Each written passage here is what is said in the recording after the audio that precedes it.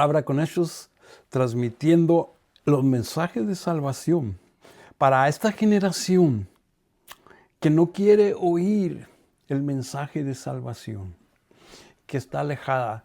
Pero Dios es fiel y Dios va a permanecer hasta que el tiempo se termine. Estamos terminando el tiempo de la gracia y estamos trayendo una serie de mensajes, lo que es el plan de salvación, lo que es el problema, cómo el pecado entró en el mundo y separó al hombre de Dios. Y la promesa de Dios dice, porque de tal manera amó Dios al mundo, que envió a su único Hijo para que todo aquel que en Él crea, pues no se pierda y tenga vida eterna y empiece a buscar a Jesucristo. Y Jesucristo es el camino, es la verdad y es la vida. Es la verdad absoluta. Entonces es el camino angosto. Por todo aquel que empieza a buscar a Dios, tiene que empezar caminando por Jesucristo, porque nadie, dice, viene a mí. Nadie viene al Padre, dice. Y nadie viene a mí, dice Jesucristo, si no es dirigido primero por el Padre. Por eso es que creemos en la predestinación. Y también propagamos el mensaje, el evangelio, que es lo único que tiene poder para salvación, para que aquel que lo oiga, algo suceda. El que está predestinado va a responder al evangelio y va a entender y va a compungir su corazón y puede que se arrepienta y se salve. Porque es la única. Es la única manera y lo único que te ofrece la Escritura es salvación y es vida eterna. Pero vimos cómo la promesa de Dios es para todo aquel que cree, que no se pierda, más que tenga vida eterna. Y fíjese lo que dice Romanos, la consecuencia del pecado, Romanos 6, 20. Y dice así en su palabra. Porque la creación, toda la creación, no la naturaleza es parte de la creación, pero toda la creación fue sujeta a vanidad. Dice, fue hecha esclava del pecado. Y dice, ¿por qué? Por causa de aquel que la sujetó en esperanza. Cuando éramos esclavos del pecado, estábamos libres de la obligación de hacer lo correcto. ¿Y cuál fue la consecuencia? Que también la creación misma será libertada de la esclavitud de corrupción, la libertad gloriosa de los hijos de Dios. O sea, quiere decir que cuando éramos esclavos del pecado, estábamos libres de la obligación de hacer lo correcto. ¿Por qué? Porque lo que conocíamos era ser hijos de desobediencia. ¿Y cuál fue la consecuencia? Pues ahora dice que ahora que ya caminamos en las cosas de Dios, estamos avergonzados de las cosas que solíamos hacer. Si usted no está avergonzado de las cosas que solía hacer, es que no se ha convertido bien a Dios. Porque todas esas cosas que solíamos hacer terminaban en condenación eterna, pero ahora quedamos libres del poder del pecado y nos hemos hecho esclavos de Dios. O éramos esclavos del pecado, éramos esclavos de Satanás. Cuando hacíamos cosas, dice, aleluya, que aún para dar testimonio, las cosas que solíamos hacer nos avergüenzan. Si usted no siente esa vergüenza, aún cuando va a dar su testimonio, es que todavía no ha sido liberado del poder del pecado. Y todavía no se ha hecho un esclavo de Dios. Ahora pues, dicen las cosas que nos lleven a la santidad. Hay que buscar las cosas de arriba, que nos llevan a la santidad y como resultado nos van a dar la vida eterna. Pues la paga del pecado es la muerte. Esa es la primera consecuencia del pecado. La paga del pecado es la muerte. Y yo no sé si usted conozca a alguien que es inmortal. ¿Mm? Aleluya. Aún Jesucristo, que vino como el Hijo del Hombre. El Hijo de Dios se hizo Hijo del Hombre, pero fue creado un poco menor que los ángeles, porque los ángeles son creación y son eternos. Pero Cristo vino en forma de pecado y en forma de carne, en forma de la imagen de Dios. Se hizo un humano. Por eso dice que fue hecho un poco menos que los ángeles por un poco de tiempo, porque tenía que morir.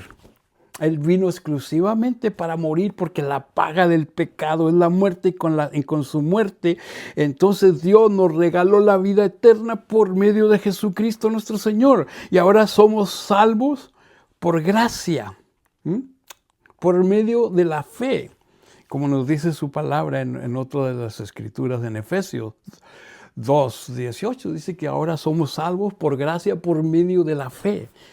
Y esa salvación viene de Dios, y ese es el plan de salvación. Y el plan de salvación que Dios nos da ahora, porque la paga del pecado es la muerte, y todos pecamos y quedamos destituidos de la gloria de Dios, pero el regalo que Dios nos da a través de Jesucristo es vida eterna y vida en abundancia de este lado de la eternidad y vida eterna en el otro lado. Entonces, Dios, la solución al problema y la consecuencia del pecado es la que nos dice en Romanos 5:28. Vamos ahí, Romanos 5:28. Aleluya. Y nos dice así: debido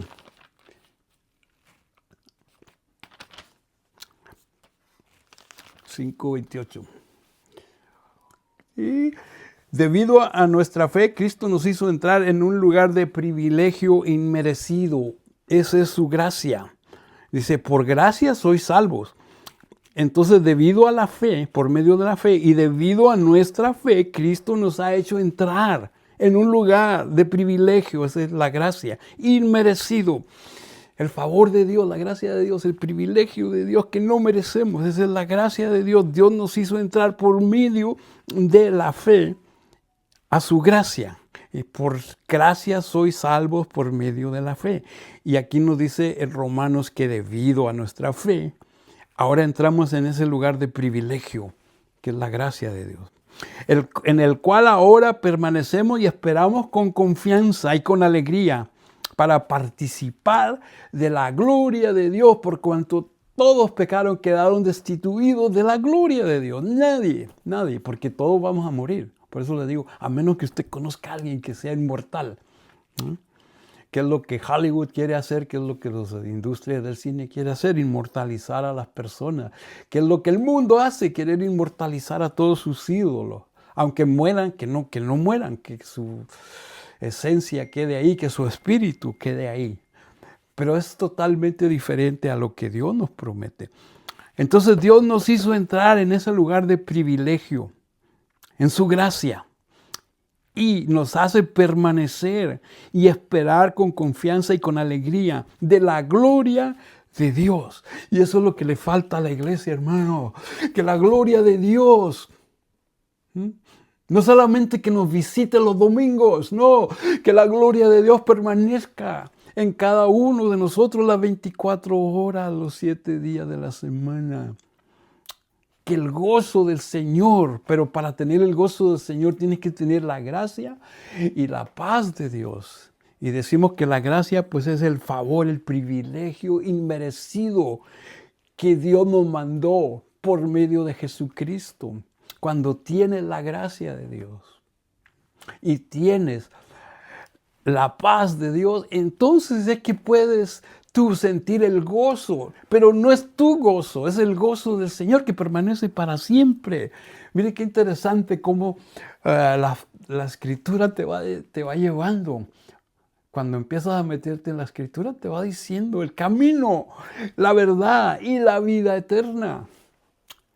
Porque estábamos perdidos y la paga del pecado es la muerte, y Cristo pagó nuestros pecados en la cruz y nos dio el espíritu de gracia y el espíritu de vida y vida eterna.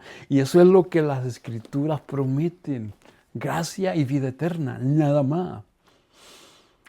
Aunque si escudriñas te dice que nunca te dejará, nunca te desamparará y te dará todo lo que necesitas para la vida y para la piedad, todas las cosas. Y no solamente eso, dice que te da la naturaleza del Padre.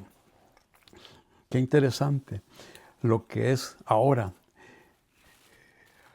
La consecuencia del pecado es la muerte, pero el regalo de Dios es la vida eterna por medio de Jesucristo. Pero ese regalo y esa vida viene en una dispensación que está culminando y se llama la dispensación de la gracia. Y le digo que la gracia es el privilegio inmerecido en el cual Cristo nos hizo entrar en ese lugar para participar de la gloria de Dios. Pero esa gracia se está terminando temporalmente aquí en la tierra. El tiempo cronos del hombre está por culminar. Y todos los que hemos creído tenemos que entrar en el tiempo kairos, el tiempo eterno de Dios. Y tenemos que alegrarnos al enfrentar pruebas y dificultades. Llévense esto en su corazón, hermano, que cuando usted empieza a buscar la gracia de Dios va a tener pruebas, va a tener dificultades, pero entienda esto. Dios te ayuda a desarrollar resistencia y la resistencia desarrolla firmeza de carácter y el carácter fortalece la esperanza y la esperanza segura de tu salvación. Si tú no tienes la esperanza segura de tu salvación es que todavía eres esclavo del pecado, todavía no te has liberado de ese yugo del pecado, en el que fue sometido no solamente todo el ser humano, sino la creación eterna, y la cual la creación eterna nos está avisando con dolores de parto, que está esperando la manifestación gloriosa de los hijos de Dios. ¿Qué vamos a hacer los hijos de Dios? Y mire que los hijos de Dios están dormidos, y eso lo dice Mateo 25:5.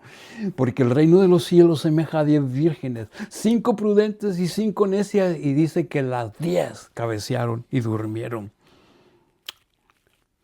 Y el Señor nos manda a estar velando y orando, para que no acabe esa esperanza de gloria en desilusión.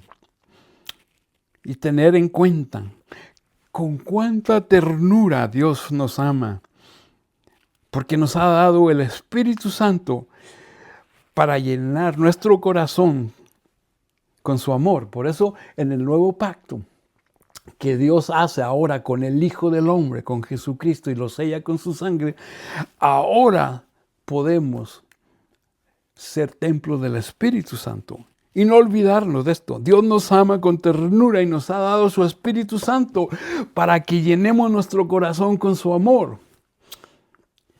Y no se te olvide que cuando éramos totalmente incapaces de salvarnos, Cristo, el nombre que está sobre todo nombre, vino en el momento preciso y murió por nosotros, por todos los pecadores, en el cumplimiento de la dispensación de los tiempos. Y Pablo nos dice en Romanos 5:7.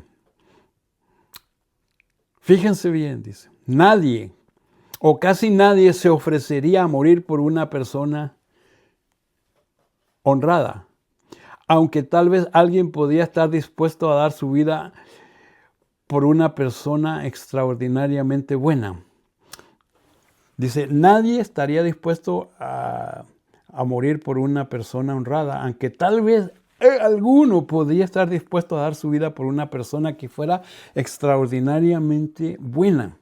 Pero Dios mostró su gran amor con nosotros al enviar a Cristo al morir por nosotros cuando todavía estábamos perdidos en nuestros delitos y pecados, cuando todavía éramos pecadores. Fíjese cuán grande es el amor de Dios. Y para terminar esta reflexión, quiero que se vayan una vez más a lo que es Romanos 5, del 3. Que una vez que tenemos esa esperanza, Ahora tenemos que alegrarnos al enfrentar pruebas y dificultades para desarrollar resistencia. Y esa resistencia va a desarrollar una firmeza de carácter y ese carácter va a fortalecer nuestra esperanza y nos va a asegurar nuestra salvación que la compró Cristo cuando nos hizo entrar en la gloria de Dios como en su gracia por ese privilegio inmerecido. Pero entendamos esto, que Cristo vino a empezar los últimos días. Cristo vino hace 2 días o 2000 años, porque para Dios un día es como 1000 años. Pero también nos promete en el libro de Oseas que en el tercer día volvería y reinaría delante de nosotros. Entienda eso. Los 2 días o los 2000 años de la gracia están por culminar. Todas las señales están cumplidas. Y esto debería de predicarse en todas las iglesias que creen en las Escrituras. El tiempo se está terminando y la iglesia está dormida. Y no lo digo yo, eso es Mateo 25:5. El reino de los cielos semeja a 10 vírgenes. Y aún las prudentes que tienen suficiente aceite en su lámpara y su lámpara encendida, que están listas, están cabeceando y están durmiendo. Y a la medianoche llega el novio y se quedan fuera las que no estaban percibidas. Despierta, iglesia. Esa debe ser la oración de todo aquel que cree las Escrituras, de orar y orar por una iglesia que esté lista, que entienda los tiempos. Una iglesia que predique de Génesis a Apocalipsis, que practique el ayuno y que practique también la oración. Porque la iglesia es más que un centro de reunión los domingos, hermano. La iglesia debe ser casa de oración y puerta del cielo. Y una iglesia intercesora que no se ve mucho ya. Por gloria a Dios. Porque también la iglesia somos 2 o 3. Que estamos delante del trono intercediendo por nuestra salvación, por nuestra familia y por nuestros hijos. Sin más, entrega tu vida a Jesucristo porque el tiempo está culminando. El tiempo se está acabando. El tiempo de la gracia termina. Y viene la ira de Dios y va a caer primero en su casa, en la iglesia. Tenemos que orar por nuestros pastores. Tenemos que orar por el cuerpo de dirigentes, de líderes de la iglesia, para que vayamos todos despertando. Todos necesitamos un avivamiento. Estamos dormidos. Yo sé que no les gusta oír eso, pero es la verdad. Dios los bendiga. Dios los guarde. Hasta el próximo de la serie.